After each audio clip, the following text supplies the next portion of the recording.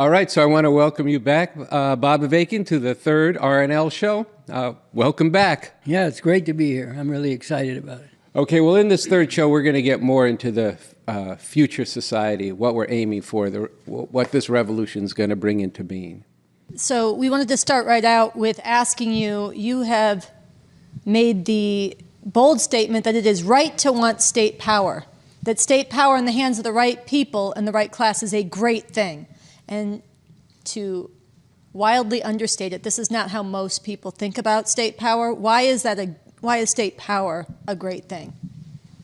Well, you have to begin with what you referred to, in the hands of the right class of people, the right kind of state power based on the right kind of system. One reason why a lot of people may not think state power is so great is because they're living under the exercise of it by these monstrous oppressors. So the idea, the idea is promoted, power corrupts, absolute power corrupts absolutely, and all this bullshit from some British lord, So, people are, inclined to look at the way things are now and how power is exercised and have a hard time imagining it could be exercised in a different way by different people. And so the reason I say state power is a great thing is because in order to do all the things that we need to do to uproot all this oppression, you have to have power in society in order to do them. I mean, the reason we can't do them now is because the wrong people, that is a class of exploiters, the capitalist imperialists, have state power and use that state power to suppress any attempt at seriously uprooting all this oppression. So we need a different kind of state power, a socialist state power that, first of all, is radically different in terms of what it's based on, what it's aiming for, and also whom it involves in the exercise of state power. It's involving the masses of people increasingly in playing an initiating role and a conscious role in transforming society. And unlike the present system, socialist state power backs up the masses of people in moving to uproot all this oppression, while it also provides leadership to them to see what they're up against, what are the contradictions they have to break through on in order to uproot all this, and how to wage that struggle. So it's a completely different kind of state power. Any idea, just think about it. Any idea that you were going to overthrow the existing system and then you're not going to have any state power, guess what happens? You are going to have state power. It's going to be the state power you just overthrew will be back in power in a quick minute. So the whole idea that you can do without a state, without state power, yes, you need a radically different kind of state power, but you need power to be able to lead masses of people and back them up in making all these transformations. What happens now when people go out? First of all, the state power, I'll just back up a second, will be radically different. You're not going to have a police force that murders people on a daily basis in order to maintain a system of oppression. The police forces, we will need police forces, we will need armed forces to defend the revolution. But these forces will be radically different. They will be the masses of people who have risen up to make the revolution in the first place. That's from whom the police and the armed forces will be drawn. And I've made the statement before. Some people say, "Whoa, wait a minute! You're going to take all these people out here running around right now, shooting each other and selling drugs, and you're going to give them state power?" I don't think so. I don't think I want to be part of that. No, we're not talking about people as they are now. We're talking about people. Go back with the question that Andy raised in a previous talk. Previous interview we were doing, people as they've been radically transformed, as they've radically transformed themselves on the basis of being struggled with in the course of transforming the world and making revolution. So then, the state power is going to be in the hands of masses of people who've been struggled with to be emancipators of humanity and to make a revolution on that basis. And, there's a lot of experience in the history of revolution, and particularly communist revolution, that we can draw from, that it is possible to transform people. Like when they made the revolution in China, for example, which took a different path, just to be clear, for anybody out there, just to be clear, was a revolution that in those particular circumstances was made by waging armed struggle from the very beginning. Armed struggle from the beginning and throughout. That was the character of the Chinese Revolution because of the particular character of Chinese society and the conditions that they were dealing with. Our revolution is different. It's a period of carrying out the three prepares through political and ideological work and, yes, standing up and defending the people and fighting the power, but not attempting to wage an armed struggle until the conditions for that have been brought into being. That's where the three prepares come in. That's what we're working toward, but that's not what we're doing now. But there's still something to learn from the Chinese Revolution.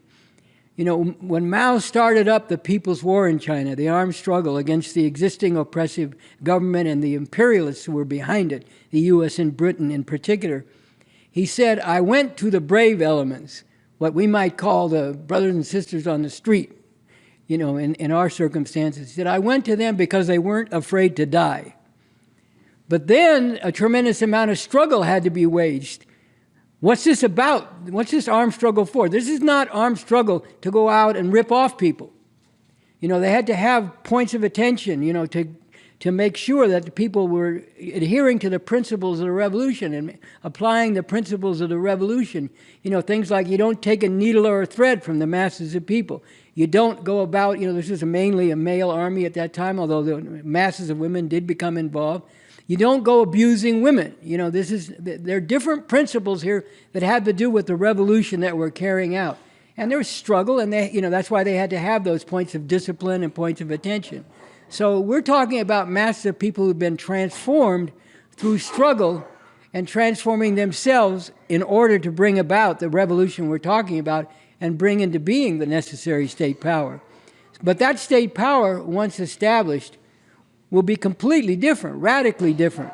The role of state power and whether it really serves the revolution to emancipate the masses of people or whether it actually constitutes another oppressive force over the masses of people is determined by the content of that state power, by the line, the politics and ideology and program that it's based on and that is leading it. That's how you know, and that's how the masses of people can be led to evaluate what's the character of this state power. Is this state power that's standing above the mass of people and turning into an oppressive force that's going to actually restore the old system of exploitation and oppression? Or is this a state power by its content, by its actions, by the way it's being led, by what it's fighting for, by what's guiding it, is actually backing up and supporting the masses of people in emancipating themselves and supporting the revolution throughout the world toward the same goal of emancipation, uprooting and eliminating all antagonistic conflicts among people, all forms of oppression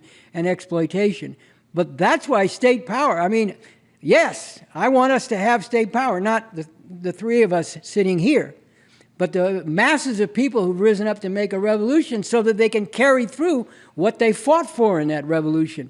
And yes, so that they can actually back up the masses of people in carrying out those transformations and prevent anyone from actually overthrowing the system that exists and re-enslaving the masses of people.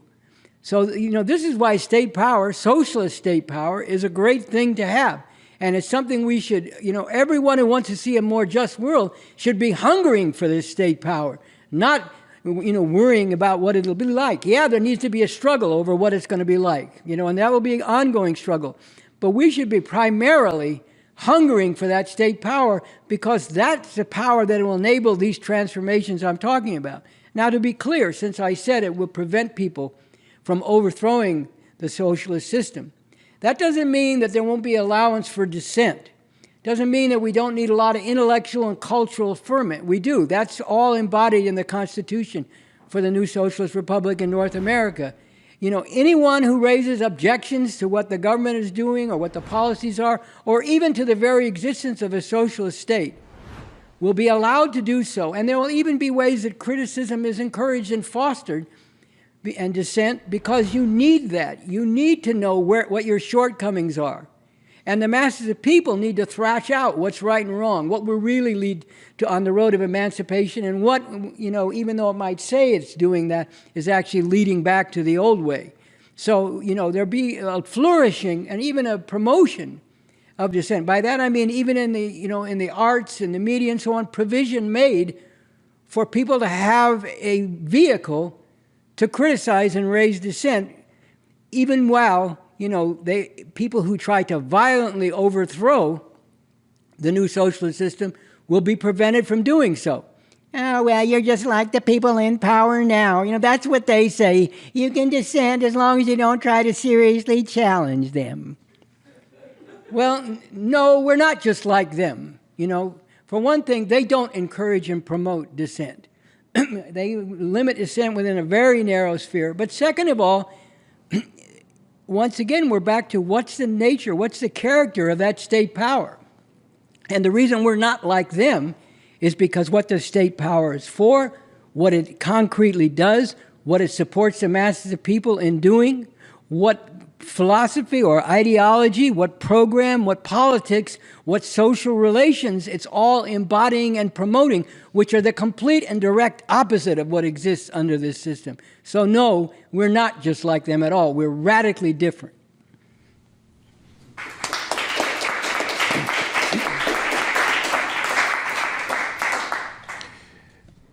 Well, I like that vision.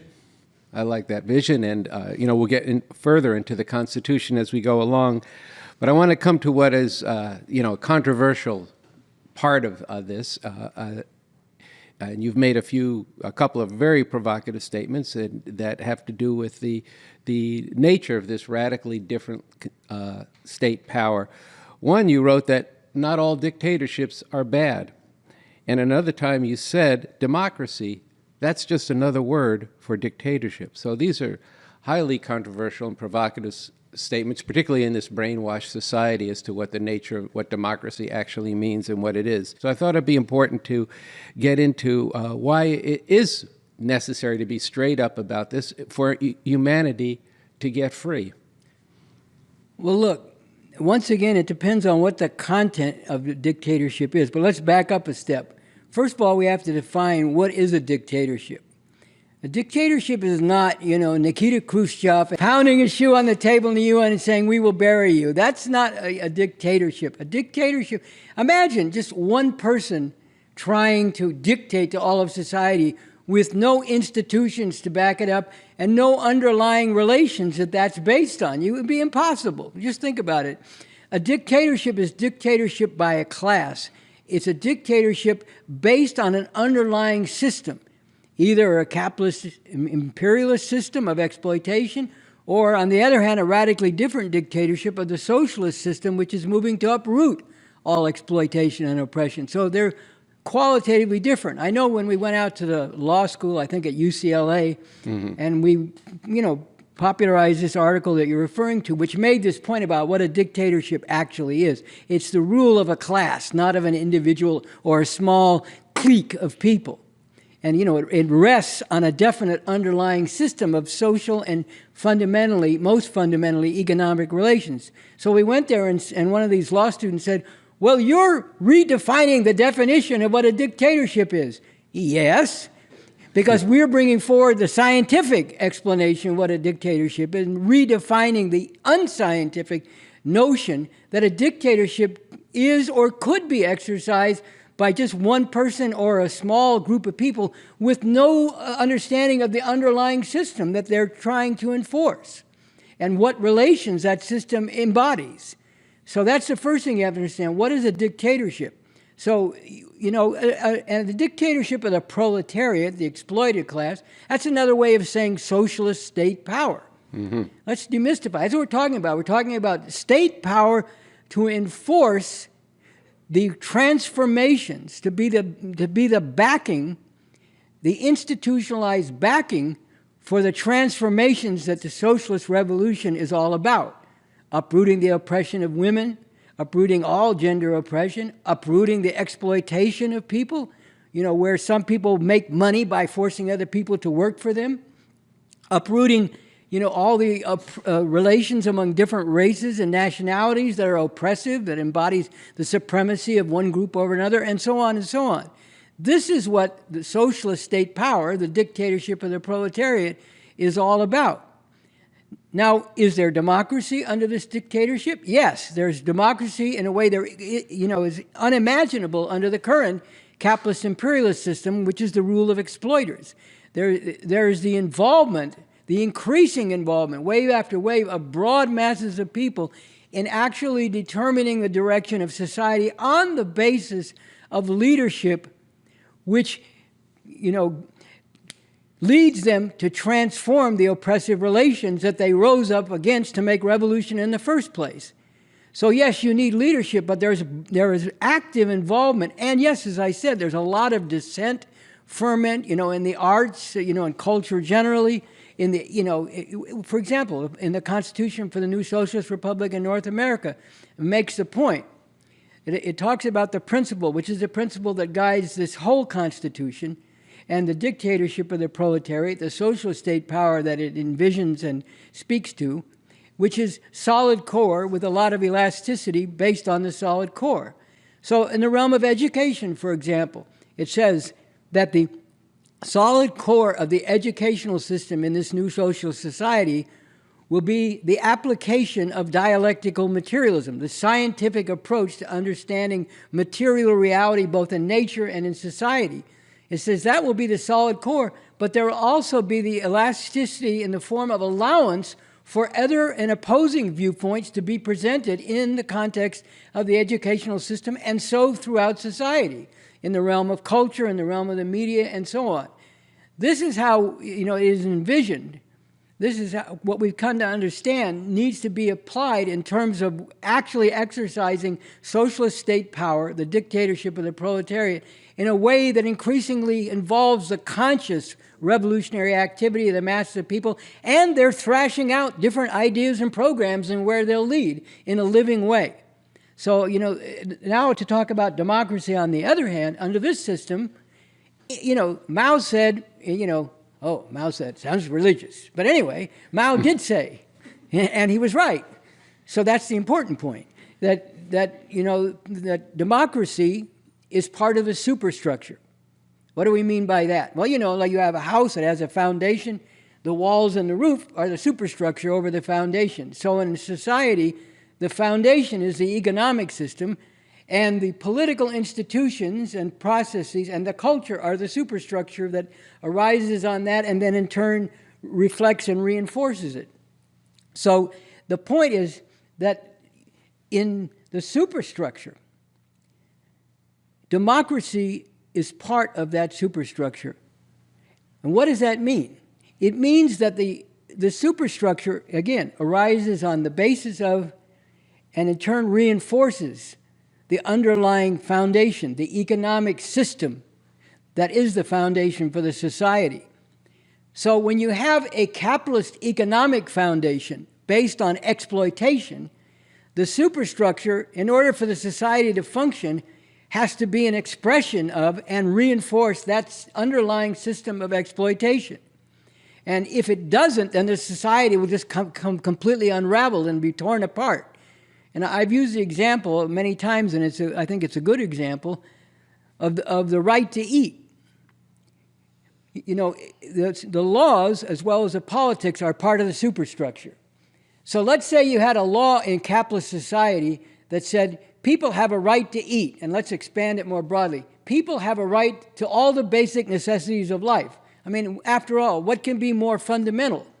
That you have to, that you can have the basic necessities of life, or that you're denied the basic necessities of life. So let's say you pass a law. Some well-meaning social democrats got in, and they said, let's pass a law that says that everyone has the right to eat.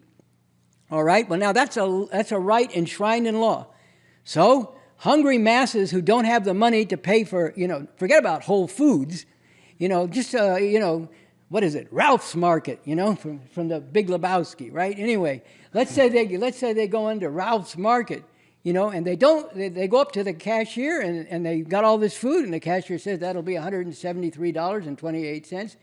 And they say, I'm sorry, I only have $16. Well, then you have to put some food back. No, I don't, because I have a right to eat. It's written into the law. Now imagine what would happen then. The whole economy would very quickly fall apart, because it takes money to produce all this stuff that's sold in the store, The store has to have a building, it has to have maintenance, it has to pay employees, plus all the other people that had to be paid and all the structures that had to exist and the machinery that had to be used to produce the food. And first of all, the farm workers to get it out of the ground and so on, and to plant it. All that is expenses that went into producing all this food. So if people just walk in and say, I have a right enshrined in law, you can't stop me, I'm going to take anything I need out of this store as long as I say it's for my basic needs, you could see how the whole society would come completely unraveled. So, this is one illustration of how the superstructure of politics and laws and so on has to reflect the underlying system. The democracy we have under this system is the democracy of the capitalist system of exploitation. It means that you can exercise rights as long as they stay within the framework of the capitalist system of exploitation.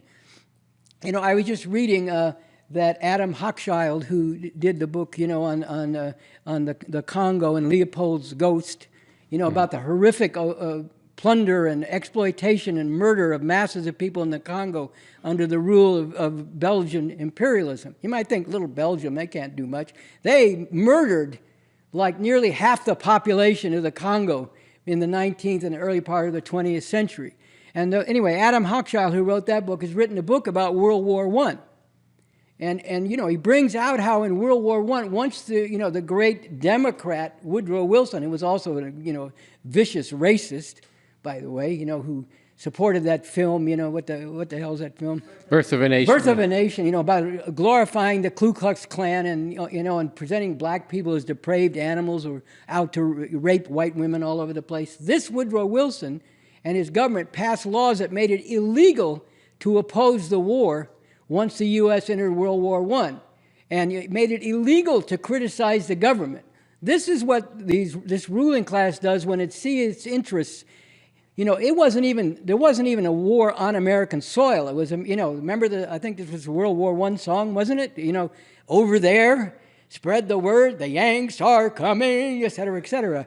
That war was fought over there. It wasn't even fought on American soil, and yet in that context, the true dictatorship of the capitalist class became naked.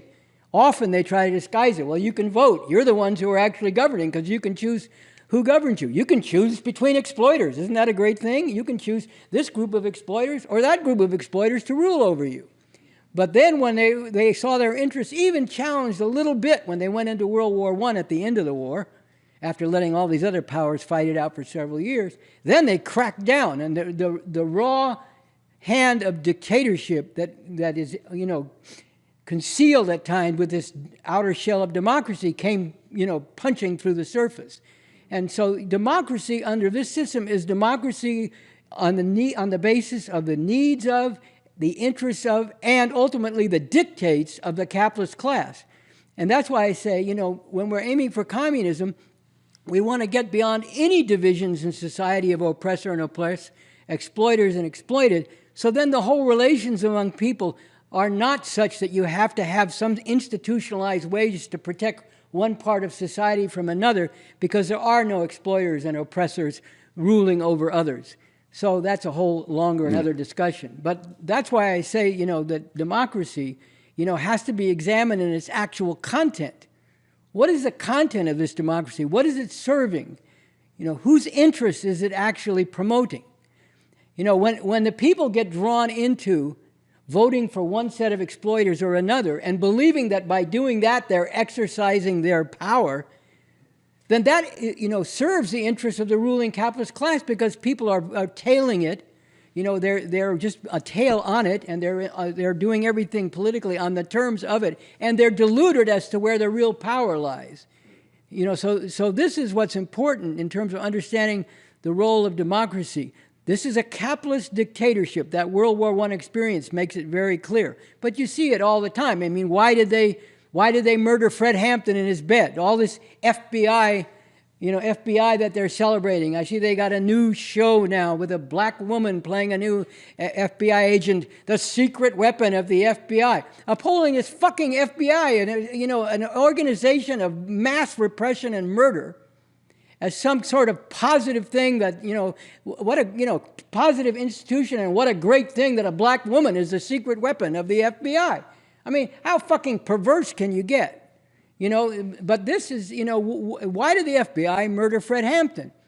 Because J. Edgar Hoover said the Black Panther Party represents the greatest threat to the internal security of the United States. Fred Hampton was a prominent leader of the Black Panther Party who was attracting a lot of people, not just black people, other people as well, Latinos, white people, Native Americans. He was becoming a figure out there who was boldly saying, by the way, that movie they did about him is not the real picture of Fred Hampton, just to be clear. But he was out there saying, I am a revolutionary, and getting crowds of people to say, I am a revolutionary. Well, that's enough democracy right now. You're dead. We're going to go into your apartment in the middle of the night, 2 or 3 in the morning or whatever, and we're going to shoot you in your bed, and then shoot you again to make sure you're dead. And then say that it's your fault. Lie about what happened, that, you started this gunfight, and all these heroic FBI agents and Chicago pigs and whatever had to defend themselves, which was proven to be a lie, just like they did in Attica. The prisoners rose up in Attica heroically, uniting across lines, divisions that are very hard to overcome, just like the prisoners in Alabama are doing now. They united Puerto Rican and other Latino, black, Native American, and white prisoners. They took guards hostage, but they were very careful not to harm the guards, because for one reason, they knew that then that would make it much easier to go after them. So they were very careful about that. And then what happened? The great, mainstream Republican, sort of liberal Republican, Nelson Rockefeller, who was the governor, part of the Rockefeller family of exploiters, sent in the police, the state police, and they went in and they murdered not only dozens of prisoners, but the guards as well, and then tried to claim the prisoners had cut the throat of the guards, which was also disproven. This is the exercise of the actual democracy of this country, which means it's essential dictatorship over people, and whenever they rise up, or whenever, Fred Hampton, I think he first went to jail because he took some ice cream off an ice cream truck and passed it out to the kids in the neighborhood in the middle of summer, and that's how they first got him in jail, and then he was out, on jail, and that's when they murdered him. He wasn't even saying, I'm going to mobilize an army to overthrow this system tomorrow. He was just talking about revolution, and that was recognized as enough of a threat that the facade of democracy, the sham of democracy, fell to the ground, and the naked fist of dictatorship came out and murdered him, just like it did the prisoners in Attica. And you can even go back in the history of this country when people went on strike before the unions were so powerful, and they would murder dozens of people striking, and back in the end of the 19th and into the 20th century. So this is the actual relations of power in this society. It's a dictatorship over those who are exploited and oppressed. It's the rule of the capitalist class over society. And it's very useful for them most of the time to have elections, because that's a way they can involve people in their own oppression. By making them think that by voting for, you see this, I'm pro-choice and I vote.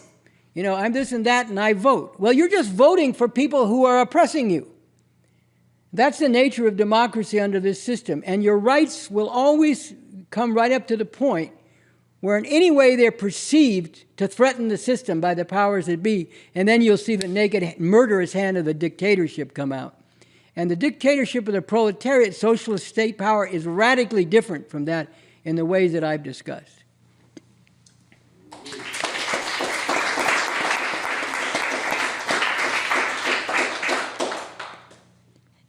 You've mentioned, and it's come up a number of times already, the Constitution for the new Socialist Republic in North America that you authored.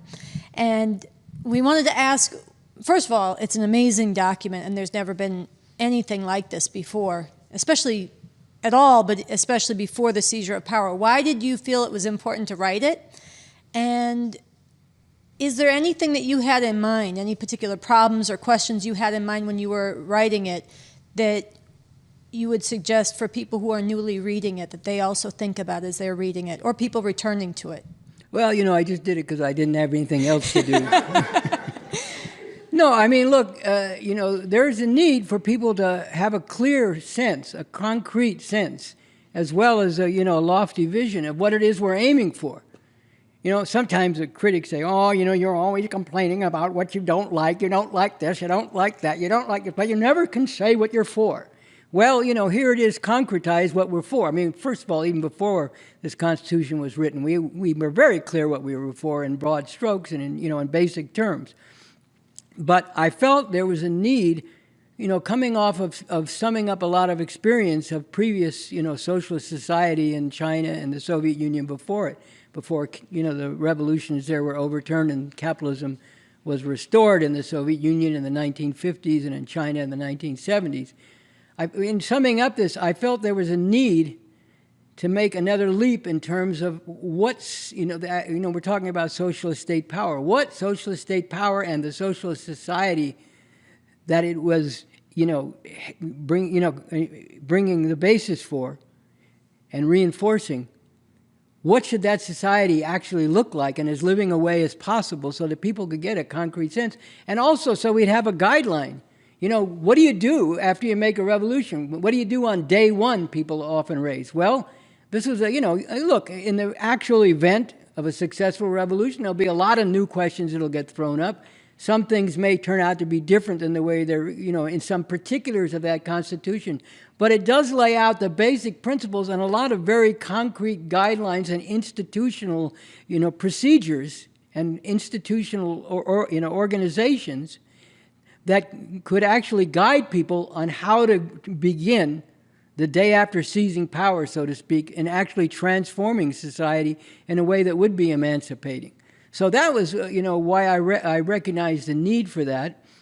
And I did have certain questions in mind. I did a lot of study of, I've been wrestling with this question for several years, like, what should be the character? We can learn from China, we can learn from the Soviet Union, but we can also see certain shortcomings.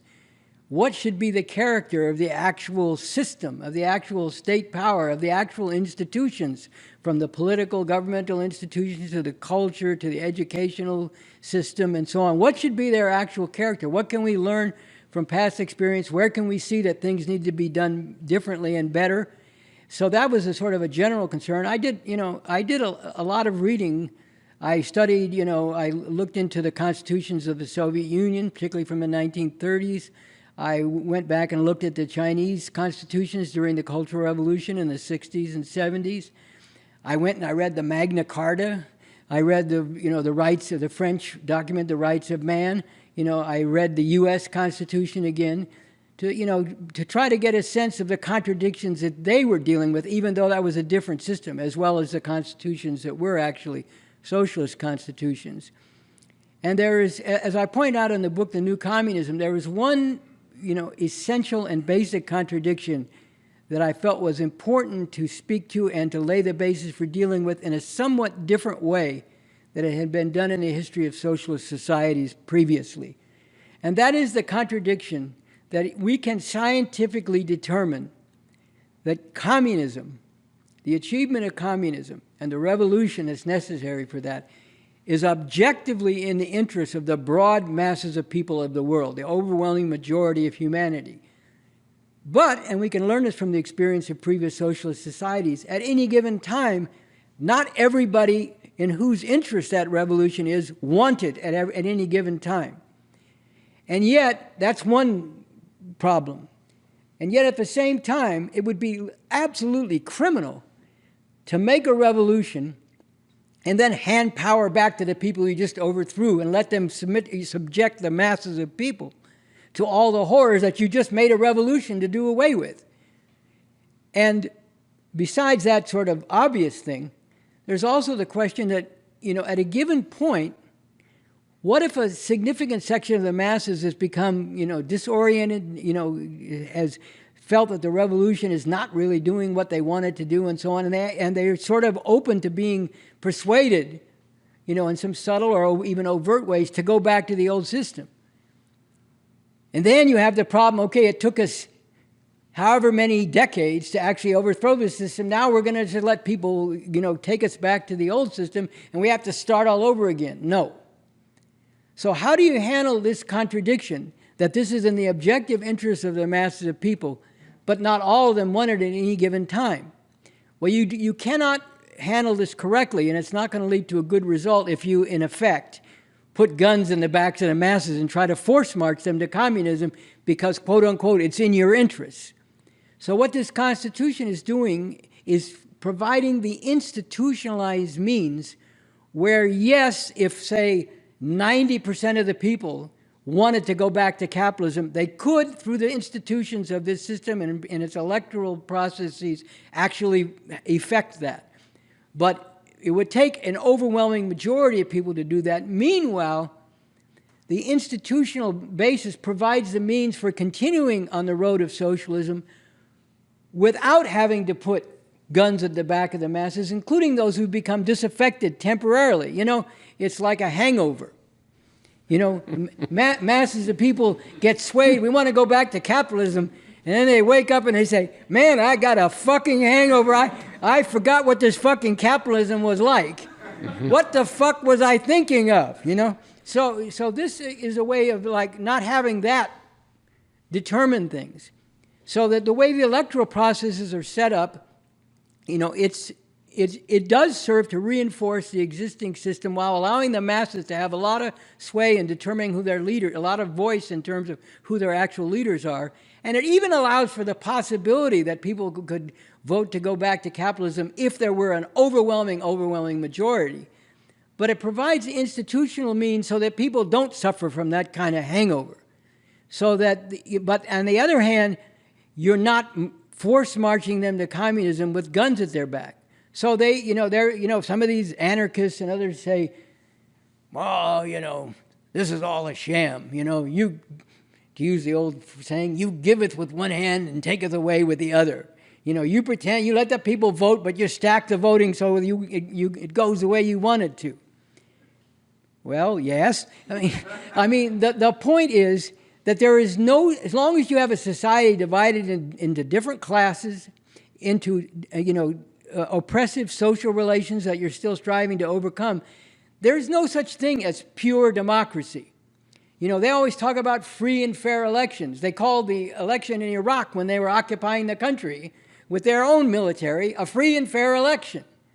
But even when don't have guns at your back, or the police aren't coming your door and dragging you out and telling you how to vote, you're being influenced by all the institutions of society and by the underlying operation of the economic system and the prevailing social relations. You're being influenced that the only reasonable thing to do is to vote to reinforce the system.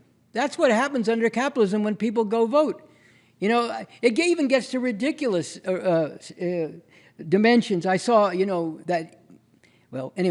Maher, I saw him on TV, I was going to say that asshole, but he has one or two points, but he's mainly just really, having a bad influence.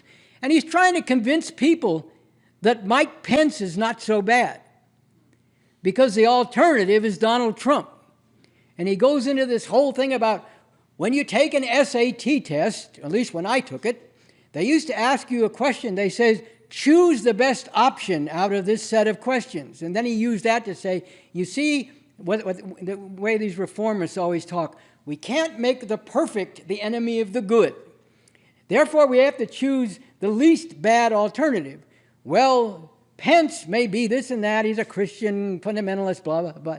But he's not trying to pull off a coup. And, he's trying to use the mechanisms of the system to institute a fascist theocracy, okay? And I say, Bill Maher, talk about a poverty of imagination and the lowered sights and limits of what you see as possible, that you're posing to people the choice between Donald Trump and Mike Pence. But the fact is, there's a certain logic to what Bill Maher is saying there. You got to work within the reality of the system as it is. You got to make the choices.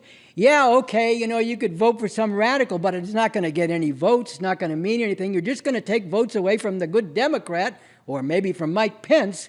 But this is what happens under this system. There's no such thing as a free and fair election in the sense of being free of the influence of the dominant relations and institutions in the society. And yes, in this Constitution, that's also true. But at the same time, in order to avoid this whole thing of force marching to people to communism with guns at their back. It is institutionalizing the means for a tremendous amount of dissent, like I said, cultural, intellectual ferment, so the masses can thrash out a lot of questions without losing the whole thing and then waking up the day after and say, what the fuck were we doing? Mm-hmm. Because, think of everything, all the reasons why people tell us this revolution will never happen. Are they pointing at nothing real? Of course not. They're pointing at very real things. The power of this system in terms of its armed force and its power in terms of molding people's thinking. It's very, very difficult to actually make a revolution. That's why people say to us, it'll never happen. It's too much going against it. It's too powerful. Too many people are fucked up. People are not thinking that way. The middle class is too big, and so on and so forth. Well, all that's real, and all that has to be overcome. And imagine you overcome all that, and then you encounter problems with building a new economy. You encounter problems in working out the non-oppressive relations among different sections of the people, and people become disaffected, and they forgot what it was like being under capitalism, and they want to temporarily go back, and then a week later they say, could you revolutionaries please come around again and start organizing us to get back to the other system we had, which we forgot was much better? So this is why it's institutionalized, that there are processes for people to actually choose their leaders to a very significant extent, but within a definite framework. And there are institutionalized means and provisions and encouragement of and for dissent and cultural and intellectual ferment, but within a certain framework, just as democracy is practiced within a certain framework, a very different framework within this society and this system. I would say the central problem, that is a historical problem of the communist revolution that it's speaking to and providing the institutional means to deal with, is this contradiction that this revolution and advance to communism in the world is in the fundamental interest of the masses of people, but not all the people want it all the time. But you can't solve that by force marching people to, on that road with guns at their back. So this is the institutional means for resolving that contradiction in a way that doesn't require you or force you to do that, but actually corresponds to what are the fundamental interests of the masses of people, which is why they would have risen up under your leadership to make a revolution in the first place.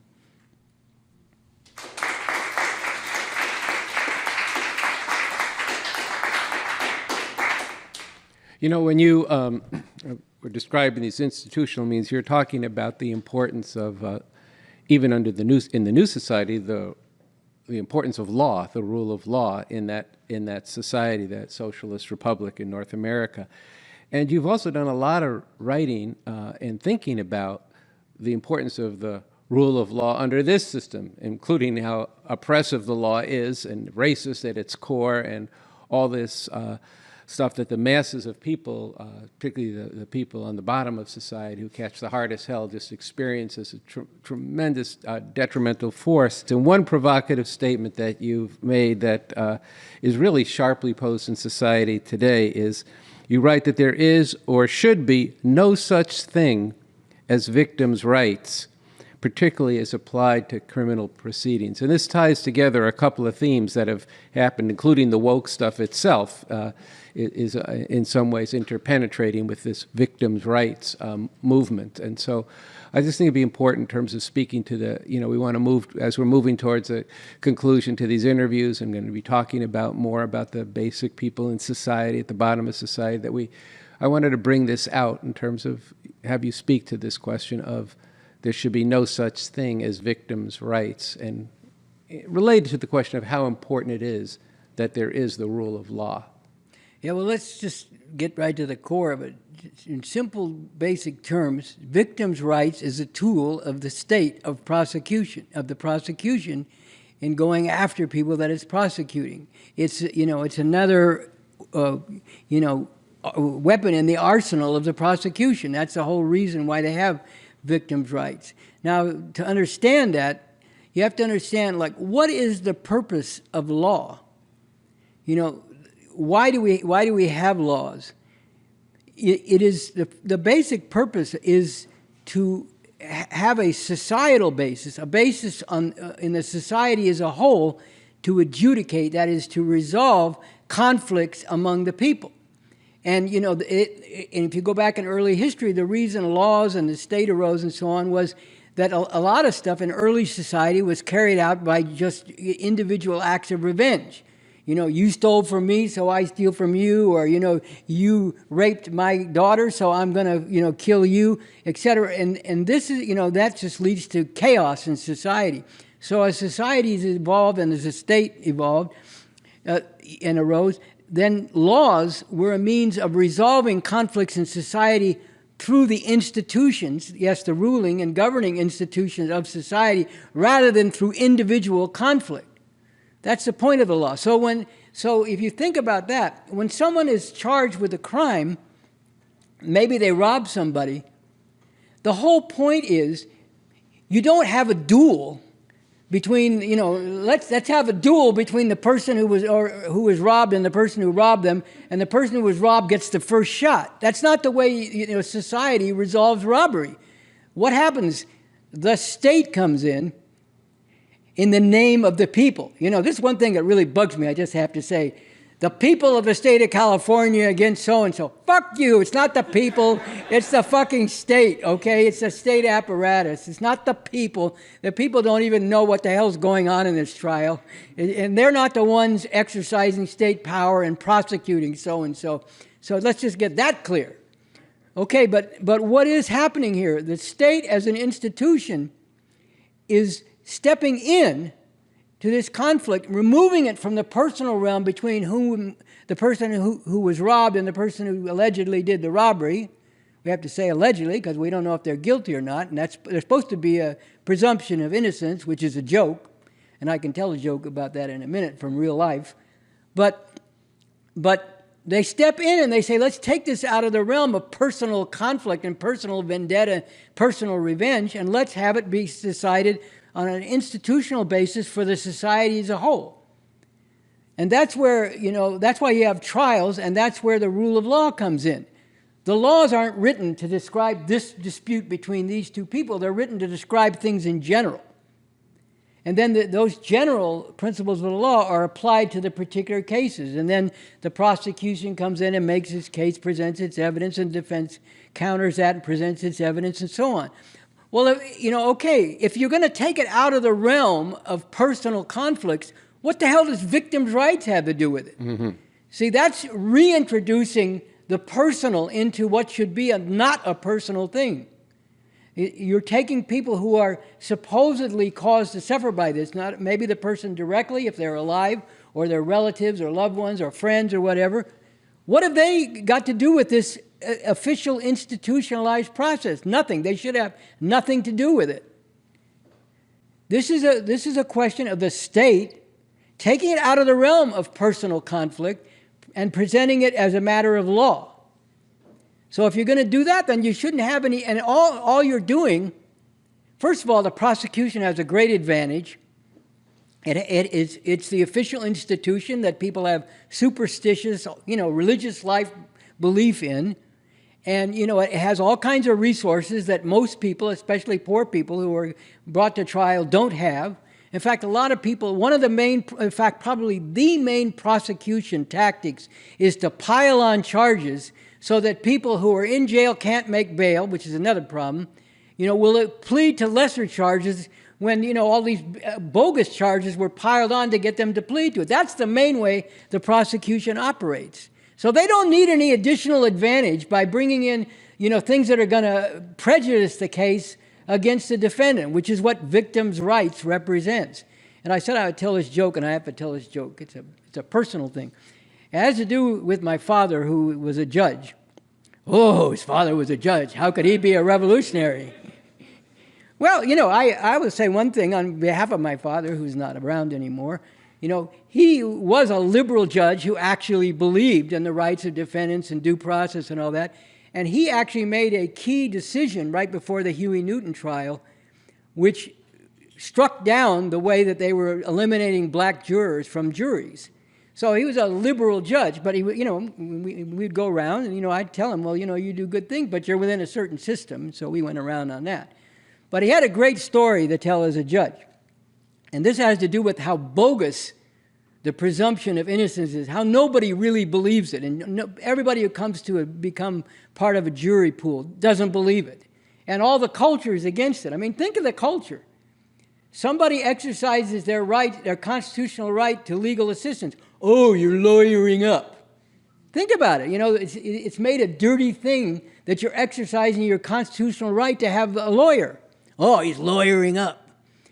But anyway, so my father's, they were going through voir dire in this one trial where somebody was accused of robbery, I think. And voir dire is when they question the jurors to see if they can be impartial, which, of course, is a farce, because of how they're conditioned by the whole operation of society and all the culture, the cop shows, all this bullshit that always presents the police as, beleaguered people trying, And by the way, I want somebody to show me a cop show where they don't violate the law, the cops. That's a challenge. Oh, sooner or later you watch a cop show, they're going to violate the Constitution and violate people's rights in the name of something greater, stopping this terrible criminal. Anyway, so they're having voir dire in this trial, and the defense lawyer is questioning this one woman potential juror. And he said, now, you do understand the presumption of innocence, right? She said, well, I think so. He said, well, you understand it means that if my client, if you can't find that he's guilty beyond a reasonable doubt, then you have to let him go. You have to find him not guilty. She said, yeah, I think I understand it. So you understand that if the prosecution doesn't make his case beyond a reasonable doubt, then you just have to let him get up and walk right out of this courtroom. And she said, yeah, but what if he does it again? And this speaks, my father used to love to tell that story because it shows what defense attorneys, which he used to be, are up against, and how the presumption of innocence is a non-operative joke. So, already the defendants, can't make bail, charges piled on, and so on. They're already going in at a disadvantage. And then on top of it, you bring in these people to prejudice things further by, talking about victims' rights. That should have no place in a legal system. So,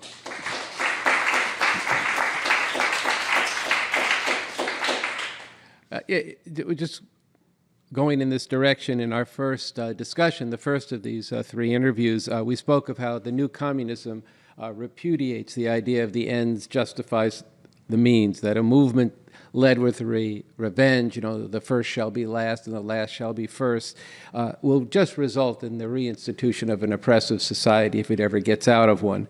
You've also spoken to the importance of people who step into the revolution, especially those who step forward to be strategic commanders of the revolution, need to and should want to have, I think you've put it, a largeness of mind and a generosity of spirit, while also waging very sharp struggle. We've talked about this today, very sharp struggle with the masses of people to stop thinking in the ways of this system.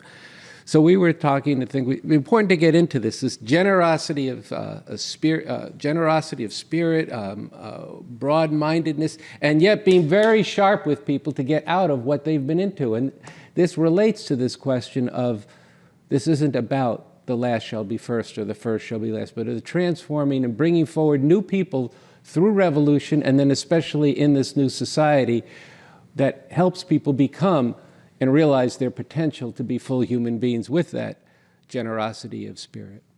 Yeah, well, I think this question of the ends, rejecting, repudiating, and being determined to root out of the communist movement and rooting out of society more generally, what is a very poisonous notion and practice of the ends justifies the means. It goes back to your previous question, too, where people say, people will say, okay, I can, you hear this all the time. You hear it on commentators on the, bourgeois media, MSNBC, CNN, or whatever, and you hear it broadly in society. People say, okay, I can see how in the actual legal arena, when people are actually on trial, then the presumption of innocence should apply, which they don't really believe in the first place, most of them.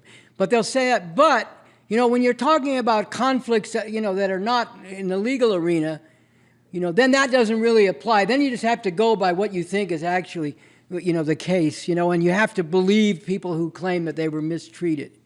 And, this is another application of the means, justify, the ends justify the means. That, okay, and it's also faulty, logic. Because something is true, let's say, in 90% of the cases, doesn't mean it's true in every case. Let's take the question of, the sexual assault of women, which is a very big question in society and obviously a very big focal point of necessary struggle. And I've made a statement about that when the Me Too thing started up, supporting that. But there's also a negative trend that's arisen. It gets expressed as, quote unquote, believe all women, or I believe so-and-so, when you haven't really looked into it. But it just, you're going off the fact that if you want to go by statistics, let's say a woman is accused, it's she said, he said. Well, the she is probably telling the truth an overwhelmingly majority of occasions. But that doesn't prove that it's true in any particular case. And once you throw out the principle of going by evidence, then you go onto very dangerous territory. And people in this society are very quick to make judgments without the basis for it. There's a whole, Songfreud thing, of like, just going after people because, they become a target. You want to pile on. You even want to be the Schadenfreude. That's the word I meant, not Songfreud, sorry. Schadenfreude thing. It's another German expression. It means you want to rip into people. So, not only do people want to pile on, but they want to be the first one. I'm the first one on social media to denounce this person as soon as they're accused. And you'll see articles where people say, so-and-so is accused of this. So then you sound like, okay, it's being reasonable. They're being accused of this. And then the next thing we'll say is, and it's very important to hear from their victims. Well, now, if you're just recognizing that they're being accused, you don't know if they have victims or not. But the logic prevails that as soon as somebody's accused, they must be guilty. This prevails in the society at large. That's why the presumption of innocence is a joke. And it's being fostered now, including by all these woke types and everything. And it may seem relatively harmless because people doing this don't have state power. But, it can be used by people who do it, and is used by people who do have state power. And God forbid, if people like this ever came to have state power, would anybody want to live in a society where people apply the principle that as soon as you're accused, you're guilty? If there's not a basis for a legal procedure to determine innocence and guilt, then unless it's very obvious, unless the person accused is basically admitting that they did what they're accused of, you don't have a basis for making judgments about whether what they're accused of is true or not. And you shouldn't be leaping to make judgments like that because it's very harmful, and it sets a very harmful tone and culture in society, where people are ripping each other down. And, again, once you throw out, this is a grotesque example or expression of the ends justify the means. Because, a lot of terrible oppression goes on, therefore, who cares if we trample all over basic principles, because after all, we have to do something about the fact that people are being oppressed. Isn't that what we've always been accused of? Isn't what communists have always been accused of? Because we're for ending oppression, it's all right that we go and trample all over people's rights and just catch a whole bunch of people up in something that they may not be guilty of because it's for the greater good. And after all, most people probably are doing the things that we're accusing them of. You see how terrible this can be and is, and the whole tone it sets in society. And it's very, once again, anti-scientific. You're not going by evidence. You're not even really looking for evidence. You're just looking, once again, the Schadenfreude. You're just looking for a chance to tear somebody down because you don't think you have anything that you can do that's more meaningful than that. And this kind of stuff, we talk about the ends justify the means, is extremely poisonous and really does need to be rooted out. And that, that doesn't mean, for example, that when women come forward and say they've been sexually assaulted, they should be taken very seriously, unless the claim can quickly be shown to be without foundation. But in general, they should be taken extremely seriously. But taking them seriously means looking into it and investigating it, not automatically believing them. And you can go down the line, because once you fall into that, you're going to a very bad place. And any kind of society that would function on those principles, and it is way too much already now, would be a terrible society to live in. And, on top of everything else that we've been talking about how terrible this society is. So I just wanted to say that about your, how this links up the ends justify the means. So I'm sorry, but what was the rest of the question? Well, I think I think it's very important, and it does permeate. It's the poison that's in that we have to actually struggle against. But there's also the concept in there of the generosity of spirit, the largeness of mind. Now I'll date myself too, because I also followed actually was opposed to the Green Bay Packers, which is an NFL football team, but there was a coach, I think it was Vince Lombardi, who said, "Nice guys finish last." Was it right? That's what. Yeah. And you once said in response to that, "Well, we have to finish first. We have to win, but we're going to do it as nice guys." And that doesn't mean we're going to be soft, as you spoke to earlier, but I thought it was important to get into what's meant by the largeness of mind, generosity of spirit, and as you said earlier, being for the emancipation of humanity, and you said in the dialogue with Cornel West, to love is not being soft.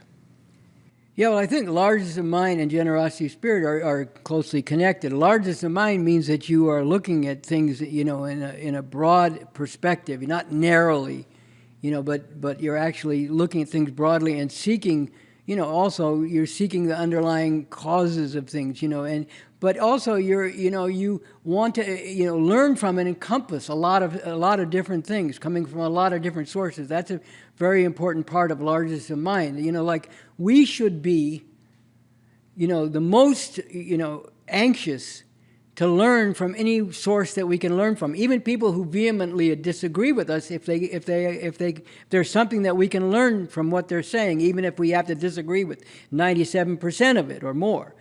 So that largest of mind means the orientation of learning from broadly from many diverse sources, including people who do not agree with you. And that's very important, because it is true that even, as I've said, under socialism, even reactionaries should be allowed to publish some books. I said that before the Constitution was written, which institutionalizes that. But why is that? Because you can learn. I'll give you an example from my own experience. Zbigniew Brzezinski, who was an official, I think he was a defense secretary under Carter, if I'm not mistaken.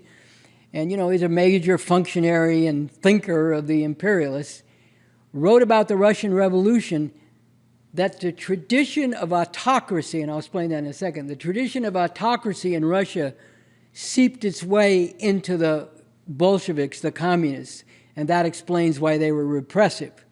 Now, autocracy is a government that, that doesn't allow people rights, that rules by absolute authority and so on and so forth. And he said, this tradition, what was he talking about? In Russia, they had a whole tradition of absolute monarchs, the czars, whose power was unquestioned for a long time. They were the absolute and ultimate authority in society. So that was a tradition of autocracy, so to speak. And that's what Brzezinski was talking about. So he wrote this thing and he said, this applied to the Russian Revolution. This tradition, and deeply seated in Russian society, also influenced the Bolsheviks and led them to be repressive. And I wrote and I said, this is a bunch of bullshit, because the Bolshevik Revolution was against everything that the autocracy, the czars, and every oppressive and exploitative relation in society. So this is complete bullshit. So then I thought about it for a while, and I said, well, actually, it's not complete bullshit. So when you think about it, there's probably some truth to that, like Mao said about Stalin, that one of Stalin's problems methodologically was he was raised in a religious seminary where he was taught to think in the kind of absolute wooden terms that religion trains you to think. And he said this carried over into the way he led the communist movement and the socialist society. And he upheld Stalin overall, but he said this was a serious problem with Stalin. So similarly, we could say in the Russian Revolution, there was undoubtedly influence of the character of that society, even on the people who were, to use these terms, negating that society, overthrowing it and transforming and replacing it. There was still some influence there. So then, after thinking about it, I wrote something, followed up, and said, well, he has something of a point. So this is an example where you can learn, and you have to be willing to learn from people who, look, we're completely on the opposite side of everything, and when it comes down to it, we'll be on the opposite side of the barricades, so to speak, from the Brzezinskis of the world. But that doesn't mean that you can't learn anything from them, and that's why I said even reactionaries should be allowed to write books in socialist society, because they may point out some things about what we're doing that we would actually want to understand are bad, even though where they're coming from is trying to get rid of what we're seeking to do. You see what I'm saying? So that has to do with largeness of mind. Now, generosity of spirit is closely connected to that, but also involves the whole point we've been talking about. What is this revolution for? It's not for revenge. Mm-hmm. It's not just to tear down other people in order to climb over them. That's what Lenin meant when he said, everyone who makes revolution from the standpoint of they had their chance, now it's my turn to have a go, does it from the point of view of the petty bourgeoisie. And what he meant is it's characteristic of the petty bourgeoisie. They feel squeezed. They want to climb over others to get a better position. So that's not what this revolution is about. It's not about climbing over others. It's not about taking revenge. Even when people have done terrible things, it's not about taking revenge on people.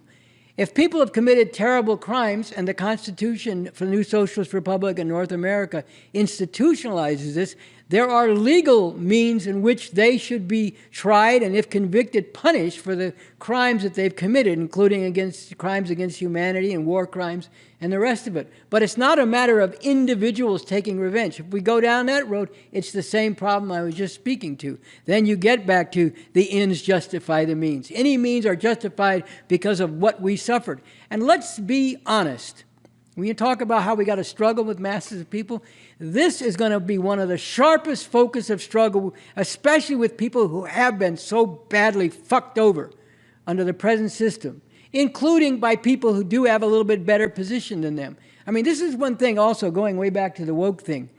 What should our focus be on, micro or macro?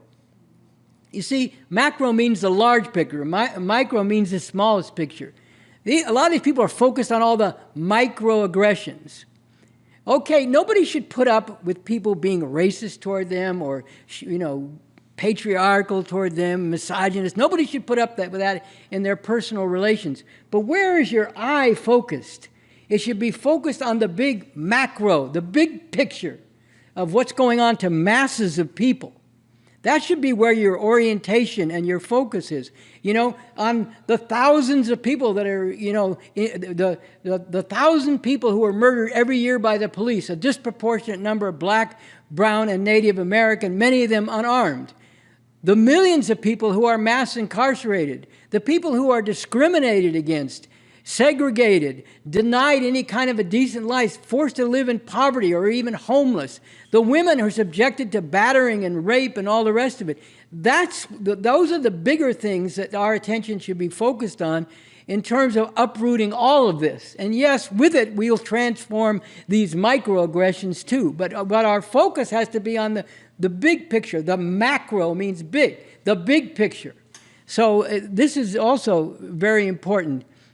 What was I saying before? Generosity of spirit. Okay, let's get back to that.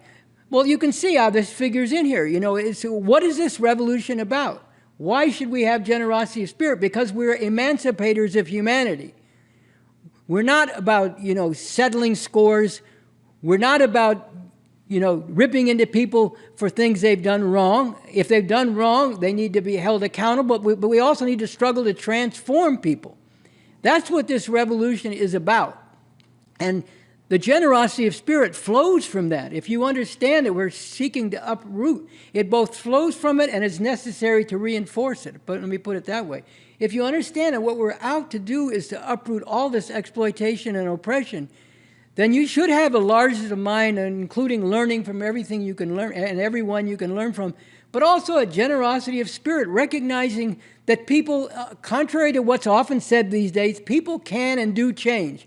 I can sit here and give you examples of multiple people that I know, including myself for that matter, but other people I know from the 60s and so on and since, who've undergone major transformation, major changes, people who are into really bad shit, you know, or supporting really bad things, people who were Goldwater supporters back in the 1960s who became radicals and revolutionaries through the course of the 60s, soldiers who, you know, in Vietnam committed terrible atrocities, as I've said before. You know, go down the line. People can transform. And one of the dimensions of generosity of spirit is recognizing that. And then, okay, it's perfectly consistent with that, and in fact an expression of it, that you're going to struggle like hell with people to get them to transform, exactly because you do recognize that they can and that they need to. You're not going to be liberal. It doesn't do any good to be liberal with people. People don't need any more social workers.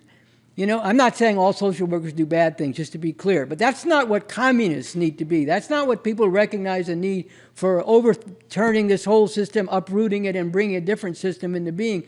Don't need to be, you know, don't need to be just, you know, giving people some kind of solace or something, or, you know, being liberal with them. When people talk bullshit, they should be told they're talking bullshit because it's harmful. It's harmful to them, but it's harmful to much, much greater numbers of people when people are caught up in bullshit. So why should we hesitate to struggle with people? If you have respect for people, you will struggle with them. It's a lack of respect for people if you don't struggle with them when you know they're doing things that are fucked up. If you really respect people and understand the potential for them to change, you will struggle like hell with people. And we can all sit here and know that we've all been struggled with. You know, by people, you know, who at the time had a better, you know, were coming from a better place than us. You go back to anybody's history. You land, you know, you get where you are now to being an emancipator of humanity. You weren't born that way, and you didn't spontaneously go that way. People fought with you, people struggled with you, and you learned from them. So, you know, to me, it's the highest respect for people if you struggle, not if you just try to tear them down. You know, not if all your concern is like proving that you're superior to them or that they're just worthless and irredeemable and all this kind of bullshit. But if you actually understand that they can and must change, then you have enough respect for them to struggle like hell with them, to actually act in their own interests and the interests of the broad mass of people and ultimately all humanity. So you're going to struggle like hell with them for that.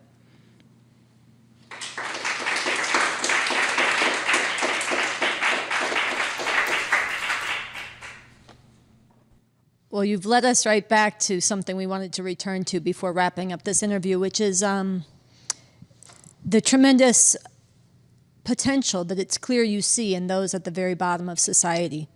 Youth, in particular, at the base of society, caught up catching the worst hell, the youth and others in the prisons, which you said the brother on the block or on the street, people who right now their guns are pointed at each other to way too large a degree. All of the vision of what you've described of what's possible to do with state power is not going to happen if we don't make a revolution, and yet this is a section of people who are very critical to the revolution we need. So I wanted to give you, and we wanted to give you one further opportunity to speak directly to those who are catching the worst hell and treated as the worst of the worst. What is their role in this revolution, and to those going out to them? How should we do this? Well, I say there's both a personal dimension to this and a larger scientific dimension to it. I know that things have gone on for generations now. I mean, I know some people told us, well, you can't bring forward these youth. They might have been revolutionary once back in the day of the Black Panther Party or what, the 1960s. But there's been generation after generation caught up in this bad shit now, so there's no potential anymore. Yes, there is potential, and in one sense, it's exactly because they have been caught up in it generation after generation that there is potential. But you're not going to see it if you're just looking on the surface and what people are into. You have to go a little deeper with people. And I'll just introduce a personal dimension to this, which is very real for me.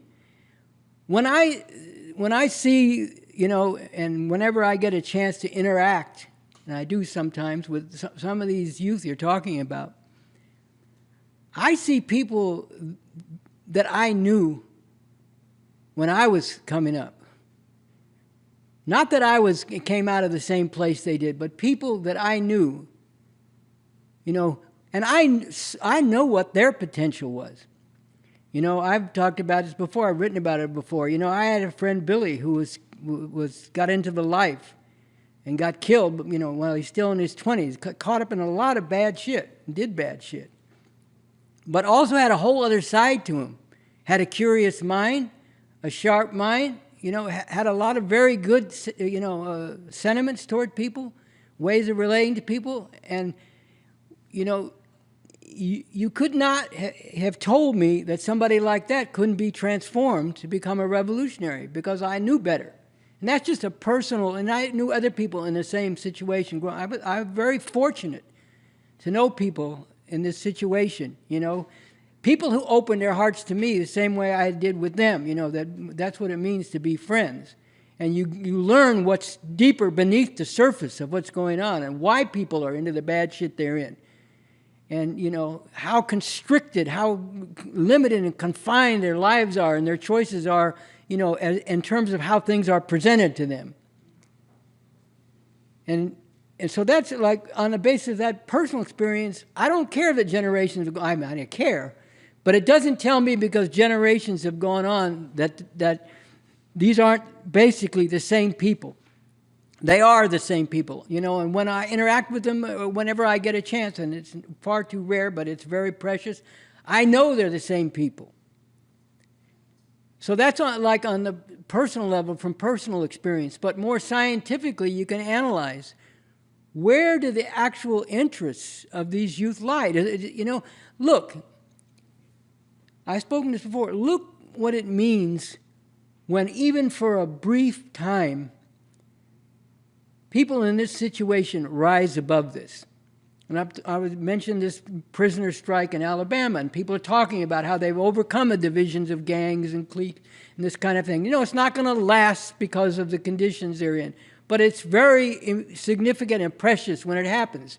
Or, you know, I've made this point about the truce that followed, you know, the gang truces that followed the 1992, you know, L.A. rebellion, which really wasn't just L.A. rebellion, it spread around the country. And, you know, how hard people tried to overcome generations of divisions and back and forth revenge. You know, I mean, to me, one of the most inspiring and moving things I've seen in decades was the picture after the L.A. rebellion.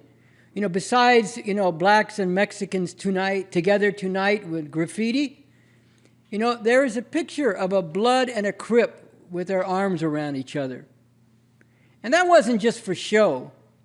That was something real and something deep. And they really tried to overcome this, and they put forward a program, but their program was just a program that had no basis, and it was also just actually mirroring this existing system. It was a program to establish more black businesses, to enable some of these people caught up in the gangs to get into, you know, the economy by way of business and so on. And there's no economic basis for that on a broad scale. And it wouldn't lead to the liberation of people either, because, you know, a few people might get into business, but then, you know, most people can't. And plus the ones who do are going to be employing other people and exploiting them, whether they mean to or not. You know, but still, look how hard people tried. And there was a prisoner, you know, strike in California a number of years ago, the same kind of thing. Yeah, the gangs are still in there, and yeah, there's bad shit, but they rose up and overcame that for a short period of time. And that shows the potential, and it also shows that there's something deeper in people than what they're doing every day and what they're caught up in. That they you know, reach for something better, something higher. They want something different, you know, and if you get people away from what they're caught up in and talk to them heart to heart, they will tell you in many cases, most people want something different, even if they're caught up in this and they don't know how to get out of it. And that's where we come in, the revolutionaries, the people who have come to understand that there's a whole different way. We have to go to these youth and others. Yes, we need to go to the educated youth. You're not going to make a revolution without people from the educated youth. That's very important for the revolution, including critical and creatively thinking people who have a capacity to, work and grapple with complicated ideas. We need that. But your question is very much to the point about, these more, youth down on the street, the hardcore youth, there is burning within them because nobody wants to live the way these youth are being forced to live. You could take all of, maybe a few, really into it, and this is really their thing, but nobody, if you're talking about, I shouldn't say nobody, but overwhelmingly, people don't want to live the way people we're talking about are forced to live. But this system, we could go into why and how. It deindustrialized a lot, all these areas that people live in, like the south side of Chicago. Used to be these factories, a gigantic steel plant, U.S. Steel, that people used to work at. Gary, Indiana, which is now a ghost town, had the biggest steel plant in the entire world, I think, going back a few decades. And a lot of black people worked there. Those places are closed down. These youth coming up, they have no future. And that's because of the workings of this system. And there is a burning down there. It may be simmering. It may be just a flickering flame, but there is a burning for something better. And it is up to us to provide the vehicle and the means for all these masses of people in this situation, including these youth, to become part of fighting for something better. And yes, it goes back to the previous thing. We're not going to do it without a lot of struggle. You got to break through the surface. You got to break through the bullshit. You got to break through even the hardcore shit to get down to where people really live and feel. And then you got to struggle with them about what your life should really be all about. What is really worth dedicating your, and if necessary, even giving your life to? Not that we take that lightly. We certainly don't. We understand that, as Mao said, of all things in the world, people are most precious. And people's lives are precious to us. But even if you have to give your life, give it for something worthwhile, something that's going to mean something for you and people like you all over the world and for the little ones. And don't tell me you don't love the little ones. I see you out there pushing the little ones around. I see the pride that you have in the little ones. So don't tell me you don't care, because I know different and I know better. And there is a way, but we got to give people the way. And that means a tremendous amount of struggle. It's not just handing them away and they're going to take it. It's a tremendous amount of struggle.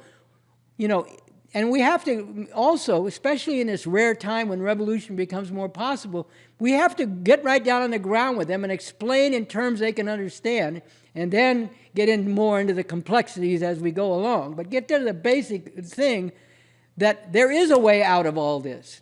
And right now we have more opportunity than we've had in your lifetime or my lifetime to do this.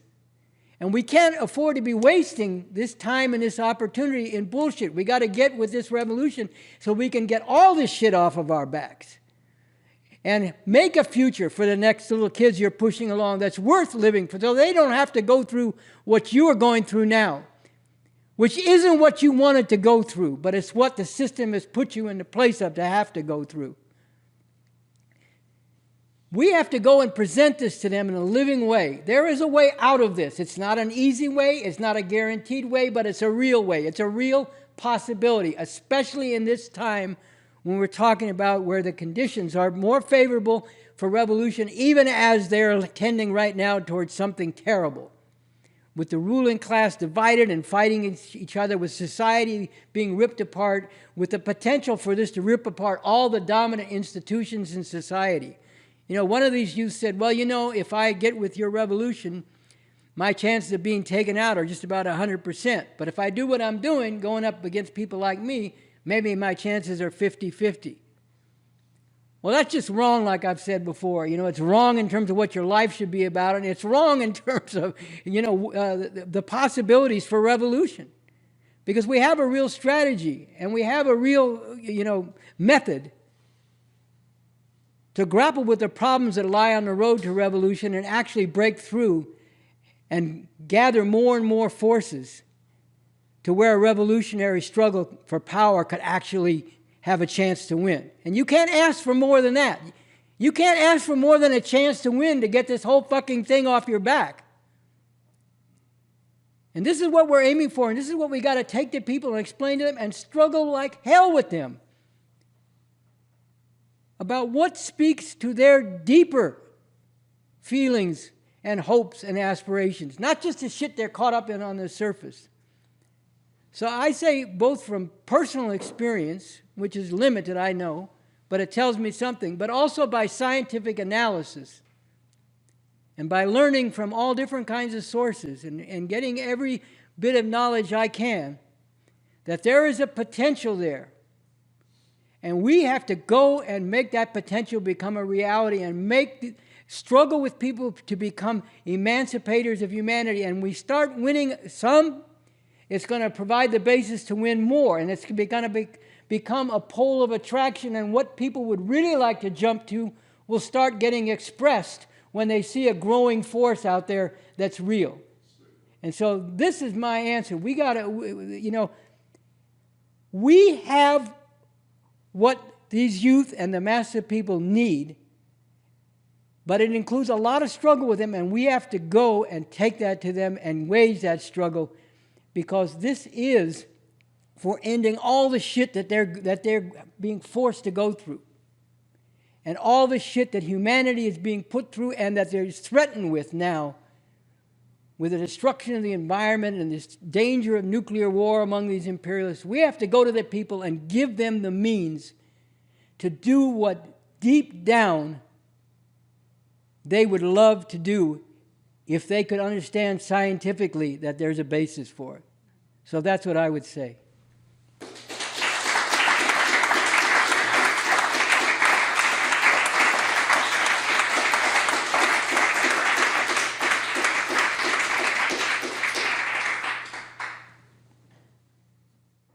Well, I just have to say that I think it's been so important, meaningful, that the audience of this show, which is small, but it needs to grow, but it's not nothing. There's people who are watching this show, and we spread it, have had a chance to not just hear what you just put forward and the combination there of the determination to make revolution and be rid of all this, combined with that generosity of spirit, largeness of mind, and purpose of emancipating humanity. This is very powerful, and especially that they've come to know you, especially in a moment as we're sitting on the precipice of the potential of making a revolution, and when you, as well as Sarba, you've been under attack, for people to get a chance to know you more deeply. Somewhat tempted to let that last answer that you gave stand for the end of the show, but I'm going to, the risk of being a little repetitive, I'm going to ask you to repeat the whole thing. No. No, I'm not going to do that. But, you've been doing this for a long time. You've been leading the revolution. You've been a leader before that. And I think people would want to know a bit more about, even as it's been contained in what you said, what sustains you?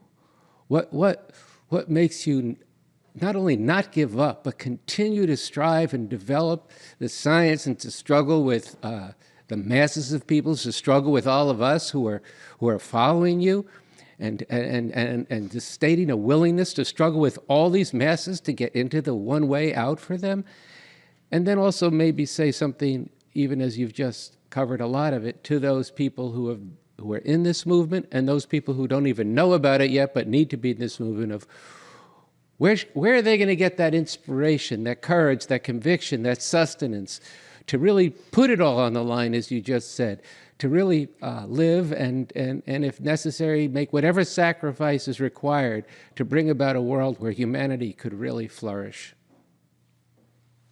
Well, I mean, as the first part, the most fundamental thing in terms of anyone being sustained is having a scientific approach to reality, being grounded in that and consistently applying a scientific method and approach to understand the contradictions that you're up against, to understand the deeper driving forces of things, to understand that everything we've been talking about, all the horrors, are rooted in this system, and that there is a way to eliminate all this by uprooting and overthrowing this system and replacing it with something much better.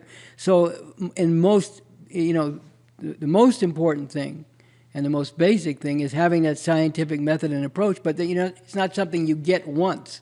You have to keep on struggling to apply it in a living way to a constantly changing reality, and to deepening your understanding of that scientific method, including learning from your mistakes, the things you did wrong, but also learning from what, the things you did right and what results that produced, and then building on that. So that's the most fundamental thing. As far as, more personal thing, I think it's the same as everybody else who's part of this. You come to see that this world is, first of all, intolerable, and second of all, that it's unnecessary. And once you see those two things, then you can't, not apply yourself to actually bringing about the change that's needed, the fundamental revolutionary change that's needed. It's just, it's again, the science keeps you grounded, keeps you going through all the difficulties and contradictions. But there's a basic stand that what the people in the world are being put through is completely intolerable and completely unnecessary. I mean, I could talk about some of my own personal development in this, but as I've said before, I consider myself extremely fortunate. I grew up in a city which, on the one hand, was an intellectual center. I grew up in a middle-class family. I lived in the Berkeley Hills, where all the better-off people live, and because of that, I was able to be exposed to a lot of, knowledge, but not just knowledge. A lot of intellectual curiosity was encouraged, and I was able to, have a lot of resources to read books, and I used to go to, Shakespeare plays, and I went to plays by Leroy Jones too, and he was called Leroy Jones.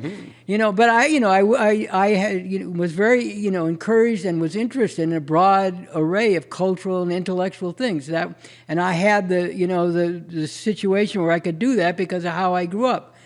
But then, my life changed dramatically. I mean, for one thing, I'll give my parents credit, partly because my mom was religious, very religious. My dad was religious. My mom was very religious. They sent me to YMCA camp from the time I was 9 years old. And the one thing really good about that, or the one thing that really stands out, is that the YMCA in Berkeley, which is the one sponsoring the camp, was integrated. You go to the Y was integrated. You go to the camp that I went to for 5 years, it was integrated. And not just were there, for example, black people at the camp, but the cabins that you slept in, the group you were part of was integrated. So, I still remember, I won't say his full name, I remember one dude, Wesley, was in the cabin with me, and his cousin, for the years I went there. And, to be honest, when I was a kid, I was kind of spoiled too, coming up, and they didn't like me that much, but I had some interactions with them that made an impression on me, like one time I got really homesick at camp. And I knew that some of these kids didn't like me very much, and so I kind of, when I think I was 9 or 10, I went and I threw myself down in my bunk in the cabin, and either Wesley or his cousin came in and started comforting me and saying, you're not that bad, you shouldn't feel that bad. People don't hate you that much, and it made me feel better. And it made a deep impression on me, and so did the whole thing of going to that camp. But, and then I went to middle school or junior high school, as it was called, and, there were very few black people there, but in 9th grade, my best friend, John, was black, and, we got pretty close. We did some singing stuff together and had a lot of fun together, and that had an impression on me. And then I considered, like, one of the great things about Berkeley was that it only has one public high school. And so when you go to that public high school, you're thrown together with everybody. Like, there was 3 junior highs when I went there. They're not there now in the same way. But it was Garfield, where I went to, which was overwhelmingly white, some Latinos, and about 25 black people. Then there was Willard and Burbank, where most of the Latinos and, you know, large numbers of black people went, especially Burbank, which was in southwest Berkeley. And we all came together. You know, at that time, the high school was like three years, 10th, 11th, and 12th grade. We all came together. And I still remember my first day of high school. They had an orientation. And, you know, if you came from Garfield, there was all this racist shit. And like, oh, man, you're going to go down to Berkeley High, and there are going to be all these black kids there from Burbank and Willard, and you're going to get your ass kicked and all this kind of stuff. And so, you know, they had an assembly the first day for all the new students. And so I got there late, and I was looking for a seat, and I couldn't find, I mentioned this in my memoir. But, you know, I was looking for a seat, and I couldn't find a seat.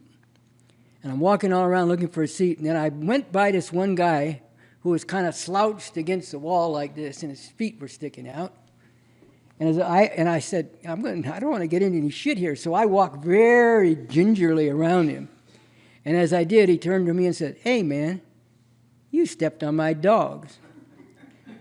I didn't step on his feet at all, just to be clear. I said, no, I didn't. He said, yes, you did, man. You stepped on my dogs. And then that was all there was to it. Now, this dude, whose name was Odell, he and I became friends later on. We were in a singing group together when I was a senior in high school. You know, I used to see him out in the hallway, you know, because he didn't go to class all that much. But, you know, he was creative. So I'd see him out in the hallway when I was going to class, you know, and I'd say, hey, Odell, what are you doing, man? How come you're not in class? He'd say, I'm writing songs. So, you know, then he'd be writing songs for our group, you know. I remember he had one that was called Chuck is Good for You. It was all about, you know, eating good food was good for you. But so, you know, that was Odell, you know, and you go through changes. At first it's like, you stepped on my dogs. And then we're in a singing group together, and they're telling me, hey, man, step back here a little bit. We don't want your white ass sticking out too much when we're doing our routines. So this is all part of the, you know, the really great experience you have. You know, I had many experiences like this. I made a lot of friends. I didn't make friends to make a point. I made friends because I liked people. You know, some of them were white, some of them were Japanese, some of them were Latino, a number of them were black. But they were people I liked. I got to know them in sports. I got to know them in singing class and this kind of thing. They became my friends. You know what? Friends are people in your heart, okay? Mm-hmm. I don't mean something superficial. You know, oh, I got a bunch of black friends. I mean, these are people that are in your heart, okay? These people that, you know, you go to their house and they come to your house and you talk all kinds of shit with each other about what's going on, you know, and you talk on the phone back in those days. And I don't know what the fuck we talked about, but we talk about it for hours. You know, so these are people in your heart. And then you see what people are being put through. Just, you know, the daily shit and the bigger shit. And, you know, my mom always taught me, you know, as a good Christian, that you should care about other people. That's the kind of Christianity she was about. You should care about other people. So, I cared about my friends, not just because my mom told me to, although that had an influence on me, but I cared about my friends because they were here. These are my friends, and you're doing all this shit. Plus, I loved the culture they were part of. I loved being in a singing group. I mean, I could get into old stories about that. You know, it was a lot of fun. You know, I can remember, I guess I am going to tell a story. I remember one time we went to Live Oak Park, which is the main park one of the main parks in Berkeley, and I could tell more stories about that, but we don't have time for that. And our group was going to do sing for a dance there. And we're walking, you know, past the basketball courts, getting ready to go into the auditorium and do the singing. And and our lead singer was my friend Sam. And a friend of his was playing basketball, and he's coming over to get a drink of water. And he says, Sam, what the fuck are you doing here? He said, well, I'm here to sing with my group. You can't sing, Sam. Yeah, I can, man. So then they had to do a Spaniel song. You had to have a sing-off. Guy challenged Sam to sing. So they did a verse and a half, and the other guy gave up because Sam could really sing. So, you know, this was all, you know, I love this. This was all part of, like, you know, something that, you know, just, made my life rich. And then you're going to tell me that you're going to do this and that to my friends. And then you're going to do this and that to all these other people that are just like my friends. I mean, Sam took me out to his house. We went out to East Oakland. He lived right at the edge of East Oakland, right by 98th Avenue, I think it is. And in those days, San Leandro was right next to East Oakland, and you didn't go in San Leandro if you were black back in those days. And there was a creek and a fence right by where Sam lived, and that was the dividing line. You know, you didn't go into San Leandro. Here, my friend Sam, he couldn't go into San Leandro. It was right across the creek because he'd get jumped on. So I'm saying, what kind of fucking world is this?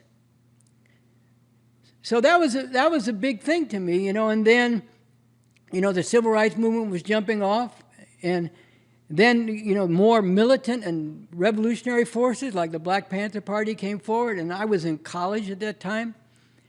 You know, I had recovered from a serious illness, and I had an ambition. I wanted to learn a whole bunch of languages. I wanted to be a Renaissance man, you know, be able to speak at least 5 or 6 languages and read literature in all these different languages, you know, and I was taking all kinds of literature courses, and I had a favorite professor who was Italian, you know, and all this kind of stuff. I was enjoying my time, but I also was still thinking about all these big things going on.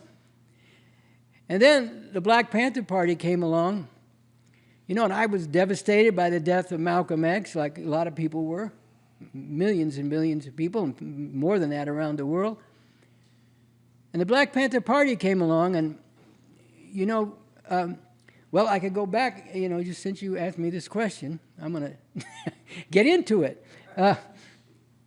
You know, so I mentioned my friend Billy, you know, so about when I was still in college, but just, you know, maybe about 1965 or something, I was down at this rec center in Southwest Berkeley. It used to be called the Grove Rec Center, but it's not called Grove anymore. But I was down there, and my friend Billy was playing basketball. He was a great basketball player. And then, you know, after they finished up, he introduced me to this dude named Weasel, whose nickname was Weasel. And they'd played against each other in high school. You know, Weasel went to McClymonds High School in West Oakland, and Billy went to Berkeley High, and they played a great game. But unfortunately, McClymonds won, and our high school that Billy played for lost by 1 point in overtime. And it was a bitter thing, but they were friends, Billy and Weasel. So Billy and I talked a while, and then he introduced me to Weasel, and Weasel and I started talking. And, you know, Weasel was interested, as I was, in all this shit going on. So, you know, we kept on talking, and then he asked me to give him a ride home. So I gave him a ride home. We went over to his house, and we stayed up till 2 o'clock in the morning drinking coffee and talking with his mom, as well as him, of course. You know, the three of us talking about what was going on with black people in America and all the shit this imperialist ruling class was doing in Vietnam and the Congo and all this kind of stuff. I still remember that very vividly, this staying up till 2 in the morning. And then I hung out with Weasel for a while. And then one day he said to me, you know, there's going to be this cultural program going on at the community college in Oakland. I think it's called Merit now. And so you know, he said, why don't you come on down there? It's an Afro-American cultural program. So I went down there, and, you know, I was, I think, one of 2 white people in the audience, but that was fine. And Bobby Seale turned out to be the MC. And he was hilarious. I mean, he could do great impressions of all kinds of people. He did an impression of Bill Cosby back in the day. He was down on Bill Cosby for doing I Spy, being a CIA agent, and he was mocking Bill Cosby, imitated John Kennedy, all this kind of shit. And I thought he was great, you know, as an MC of this program. And so then the program ended, and I'm starting to leave, and this guy comes up to me, and he says, who are you, Socrates? And I said, no. And then it turned out it was Huey Newton. And then we started having a discussion about what's going on with black people, black liberation, revolution. And he said to me, you know, are you part of the CP? Because he's trying to figure out why I was there. First he wanted to know if I was Socrates. Then he wanted to know if I was in the CP. Are you in the Communist Party? And I said, no. He said, that's good. They're not revolutionary. Are you in Progressive Labor Party? I said, no. He said, that's good. They pretend to be revolutionary, but they're not revolutionary either. And then we got into a discussion, and he was running down about how revolution could succeed, especially for black people in America, because although they might be a minority in America, at least 2/3, maybe 3/4 of the world was with them. So it's possible they could make revolution here. And that was, you know, somewhat naive. It wasn't a fully developed scientific approach. But it made an impression on me, and this whole discussion made an impression on me. And then I was working at Ramparts magazine, and Eldridge Cleaver got out of prison on the basis of getting a job at Ramparts. So we were talking all the time, and I used to go over to his house, and as I mentioned, I talked to him on the phone sometime. And, and this just got me, much deeper into understanding that we needed a revolution. And I just bring it to a close by saying none of the things that I've mentioned that propelled me in this direction have gotten better. It's not that, there's more black middle class, there's more women able to do this and that, but these terrible forms of oppression, not just to people, the whole Vietnam War thing, all the atrocities that you learned about, I took that war very seriously. I took time to make up my mind. When I was in the free speech movement, we had a sit-in in the administration building for a couple of days and finally won our demands. But all the leaders of it, or almost all of them, were against the Vietnam War. And I remember Mario Savio, the main leader, got up and talked about what the administration was doing against us was the same type of thing that our government was doing in Vietnam. And I kind of didn't like that because I wasn't sure, how I felt about Vietnam. But I was studying. I was going into the library and I was reading up on all the different, things that were being analyses about Vietnam, and I was reading about the commission that was set up to oversee the situation in Vietnam, International Commission, and they were reporting that it was the U.S. side that was violating all the agreements. These kind of things are going around in my mind, and I'm thinking and studying and everything. And then, as I've said a number of times, I woke up in the spring of 1965. Got the newspaper, and here's this great big article about Selma, Alabama, and the Pettus Bridge and the attack on the civil rights marchers, and that was it for me. I said, how in the fuck can these people, this government that claims it's bringing freedom to the people of Vietnam and getting rid of these terrible communist tyrants, how in the fuck can they be bringing freedom to the people in Vietnam? Why would they even be trying to do that when look what they're doing in this country and look what the government is allowing to go on right here? And that was it for me. So, all these things came together, but none of this has gotten better. If anything, it's gotten worse. The environment, the whole thing of the environment was just starting, the environmental danger and crisis was just beginning to be recognized at that time. Some people saw where things were headed. But it's gotten obviously worse over decades, and it's accelerating all the time. And, the danger of nuclear war, all these things have not gotten better. And, the people that I care about, that I've learned about, not just the people I grew up with, but the people around the world that I've learned to care about, when I've learned about their situation. To me, for me to give up would be betraying all those people. It'd be like turning your back on your best friends. So it's fundamentally the science that's the foundation, and that you need to keep deepening and applying and grasping and learning, or else you will go off course. But there's also a thing, but I think everybody who gets into this revolution feels that right here you feel like what people are being put through, you just can't go along with it. You just can't stand by and watch it happen. You can't live with yourself if you don't do everything you can, especially when you know it's unnecessary and a better world actually is possible. You can't give up. Yes, you can get discouraged.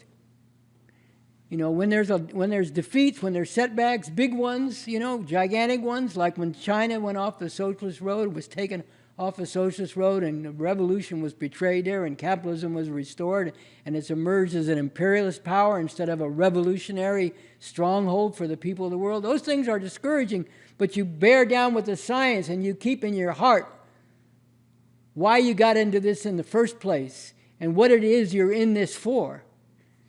And that's why I don't give up. So that's what I would say about that.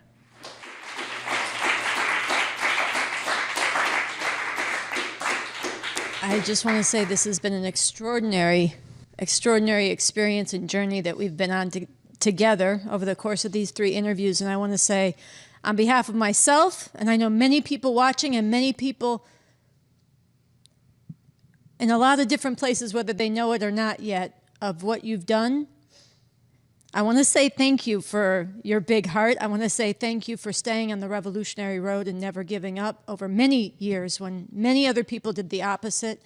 I want to thank you for applying your science and all of your critical faculties to charting and solving the biggest problems of the revolution. And I want to thank you for taking the time to come and talk with us and share this with our audience here on the RNL, The Revolution Nothing Less show. We are determined to make this be a big rocket booster in advancing this revolution and lifting this beast of U.S. imperialism off the face of and the backs of the people of the world. So thank you.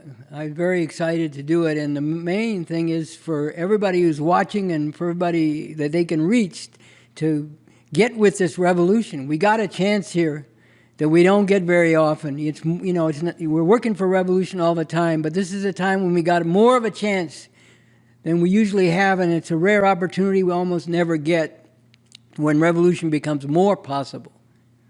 So what I would say is, and the reason I am here and the reason I'm doing what I'm doing is that more people need to get with this revolution, and let's make it real. Let's really go out and fight with masses of people in a good way, with our arms around them, to become part of this revolution, and let's really go for the whole thing because of everything it means for people in the world as a whole.